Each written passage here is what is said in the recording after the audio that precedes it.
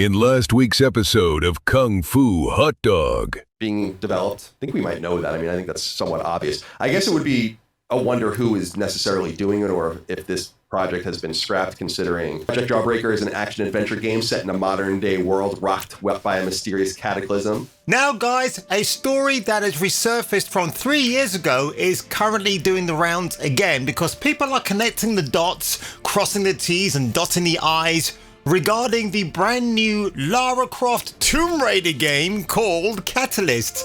I'm definitely not excited for that at all. Are you? Because when you hear the breakdown of what this game might have started off as being, I wonder by the end of the development of this game whether it will become something completely different.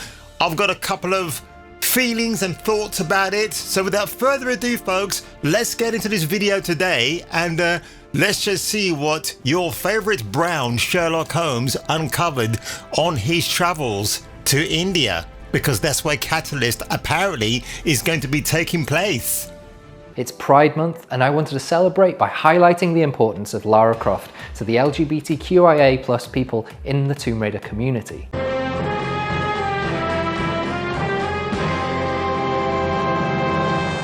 Yes, hallelujah, it's the video show. And now, the man the BBC calls Jason King on Kung Fu Hot Dog. Approved by 1970s Robert Redford. Now I want you to bear this in mind. This is from July 2022 from VGC Video Games Chronicle. The next Tomb Raider could have Lara Croft leading a team of Tomb Raiders or Marauders. Do you know what I'd love to see? I would love this adaptation to be Lara Croft, a bit older, a bit wiser, certainly lonelier, and it's going to be like a YA, a young adult novel, where they're all gathered together and you're going to have your Muslim chick, a black guy, a Chinese girl, whatever. One of them might have pronouns and they're all skippity-doo-dah, skippity-yay. Yeah, come on, Lara, we're going to go off to a brand new adventure. It will never happen, but honestly, Crystal Dynamics, you should probably entertain that thought right there. Honestly, you should. Known as Project Jawbreaker, described as an action-adventure game because it is Lara Croft Tomb Raider, set in a modern day world, oh no, rocked by a mysterious cataclysm. So again, that particular word, and now we're getting in 2027 Tomb Raider Catalyst, kind of makes a bit of sense, right? According to the alleged casting notes for Lara, the project is looking to cast an authentic British actress in her mid-30s. Not there, what are you talking about? In the prototype of Emily Blunt or Rosamund Pike. Well, I would like to go for the former, not the latter, because Ms. Pike is rather infuriatingly insufferable. And the role will involve romantic scenes with another female character.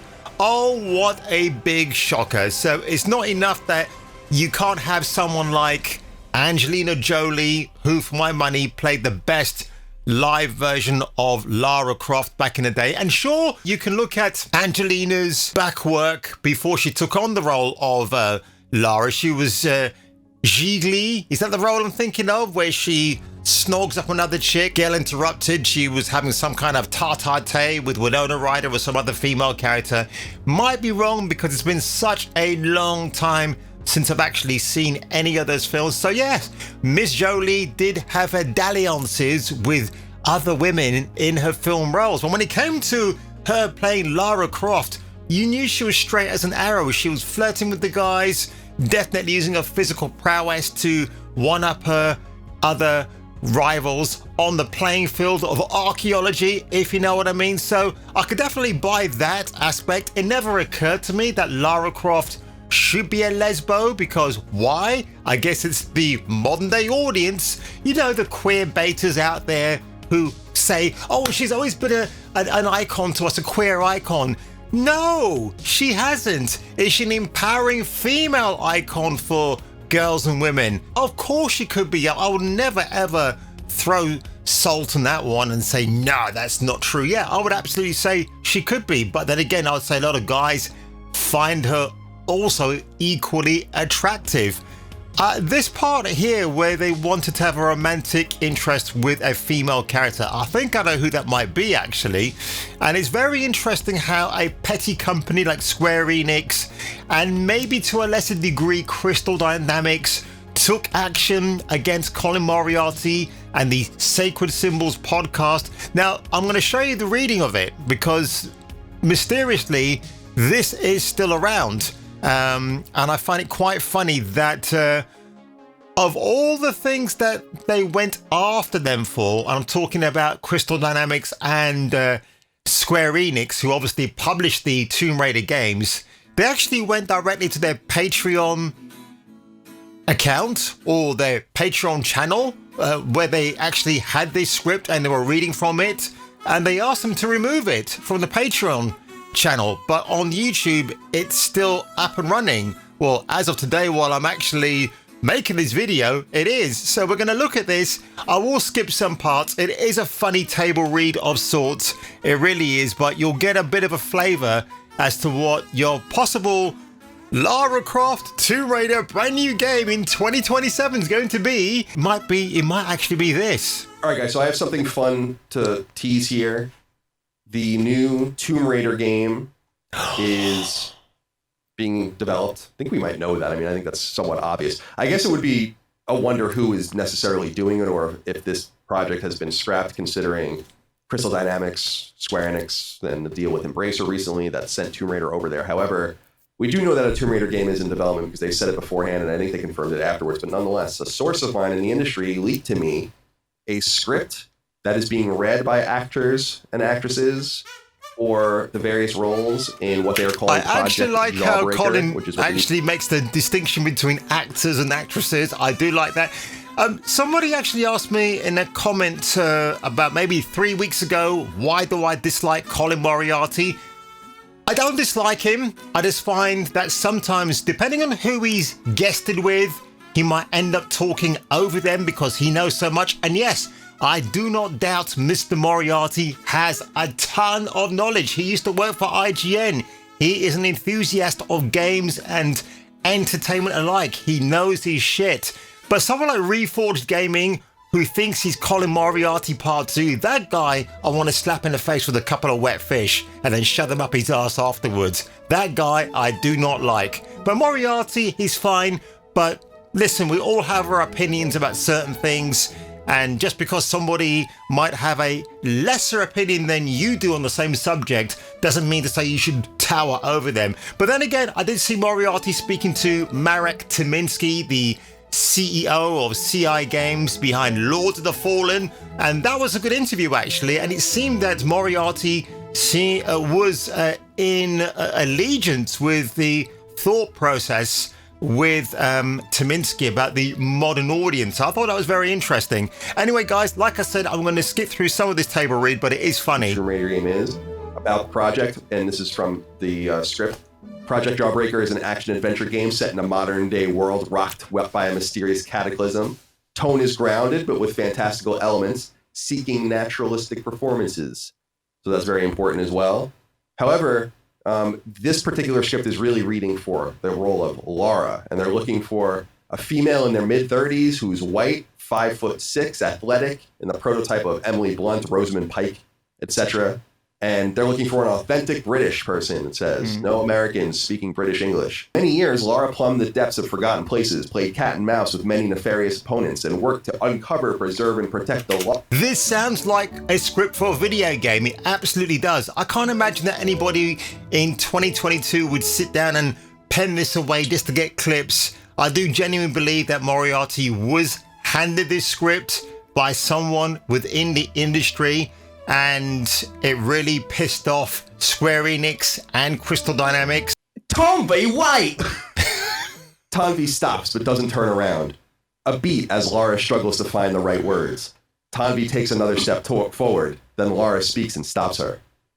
I know how you're feeling right now. I've been there. But trust me when I say it's better to know the truth. Lara takes a... Dick Van Dyke all is forgiven, sir. It could be Dame Judi Dench. It could be Hugh Laurie. I say, hello, governor. How are you? And they get so mad at me, and I said, I learned that from Dick Van Dyke. Oh my god. Oh my God. I mean, I know the guy's mocking the English accent, but as an Englishman, and I'm hearing an American murdering the English accent and not even trying to give it a little bit of effort. Oh my God, it's awful. But Tanvi, the female character whose name comes up quite a bit in this table read, I think, was the romantic interest for Lara Croft. I think it might be her because she's exotic, isn't she? Tanvi's an Indian name, if I'm not mistaken. So it would make sense if you want to have an interracial romantic relationship for Lara Croft, your white, very high-class, hoity-toity, aristocratic adventurer. That will make sense for a modern audience. Wait a second, is Devendra here or she? For a few seconds before Laura crutches Devendra close to her and pulls the ripcord on her parachute. Their fall comes to a sudden halt and they drift down peacefully over the lake. You could have told me you had a parachute. And miss this look on your face. Devendra says nothing and Laura smiles to herself, carrying him safely over the lake and out. Yeah, carrying him. Okay. So I thought, was Devendra a chick as well? Because then you might have a menage a trois going on with Lara Croft and Tanvi and Devendra. But Devendra is obviously a dude. Hear what they said about the script afterwards. I thought this was pretty funny. And Wow. Wow. That's the script, all right. Man. Definitely, That's, God bless. That's some content. That's real. All right. I wonder if Crystal Dynamics and Square Enix were pissed that they were mocking this script afterwards. I do wonder if this had something with them contacting Moriarty to ask him to edit this segment out of their Patreon account. About the script, Chris. Oh man, I mean, it's certainly a script. It's certainly a video game script. Yes. It feels like I just there's so many scripts now where I feel like parentheses sarcastically probably happens too often. You know, like or like smugly. You know, like I get it. It's like the new kind of ever since Iron Man kind of bursted onto the scene in the MCU, I feel like it's just been like the archetype for so many main characters. But I mean, I don't know what the hell's going on. Like, I like Tomb Raider. I don't recognize these names at all. These are clearly like new characters, at least as far as I'm concerned. And it's, I don't know. There's like laser beams and shit. I don't know what the fuck's going on. It's a very confusing script in my opinion. Dustin, what do you think? I didn't play I played a little bit of Rise, but not Shadow of the Tomb Raider. So I feel like this feels a little bit normal for what I would expect from a Tomb Raider type script. But I mean, this is bizarre because they clearly state in this video that it's grounded acting, but there are video games out there where grounded acting has taken place. You had in the earlier, well, I'll say, Call of Duty Modern Warfare 1, or Call of Duty 4, COD 4, right, Modern Warfare 1, that had a degree of grounded acting for a military first-person shooter, and I would argue the other OG titles too, including the earlier iterations of Black Ops, right? So you can't just say, I don't know why someone at Crystal Dynamics would say, yeah, we're looking for grounded acting. We need Emily Blunt or Rosamund Pike for this role. Someone like them, which is curious. I mean, why don't you just hire one of those actresses to play the role instead of finding someone who could be them? Because you can't be them. You are your own person, right? So find it very like whoever wrote that has no idea what they're talking about. But it's interesting that although this video remains up on YouTube, on Patreon, they had to edit it out. And as Moriarty actually states later on, he didn't want to challenge the DMCA request. They had to comply with it. Doesn't affect their YouTube channel, but I think Crystal Dynamics have realized, well, it's out there, but no one's going to believe this story. Now have a look at this thumbnail right here of Lara Croft and the Temple of Osiris. I mean, again, her companions make sense where she is in the world, that they would be with her. You got some diversity thrown in for good measure. But can you imagine if they modern audienced this scenario for 2027? I cannot wait. I am a Lara Croft Tomb Raider fan. I wouldn't say I'm as hardcore as other content creators out there who definitely worship Lara to the ninth, if you know what I mean. But anyway, folks, interesting story. They were going to gay up Lara just because, for the sake of pandering to the queer baiters out there who have no say in anything when it comes to straight-laced entertainment. But if you found value in this video today, and if you want to give me a like and a subscribe, or maybe even a super chat, you know what to do already, and I'll catch you catching me for the return of the next video. And if further into all that question that somebody asked me about Colin Moriarty, who would I rather watch, him or Jason Schreier? Oh, it's Mr. Moriarty all day, every day. Well, almost, because have you ever heard Jason Schreier speak? It's like being in a room with a line of chorus girls. My name is Jason Schreier. I am a big fan of video games. I especially love Super Mario. To be who I am, you know, especially when I, you know, dress up and I'm going to conventions, and I just think Lara Croft is a character as a whole. She makes me feel like badass and like. Well, I could make a cap, or a brooch, or pterodactyl.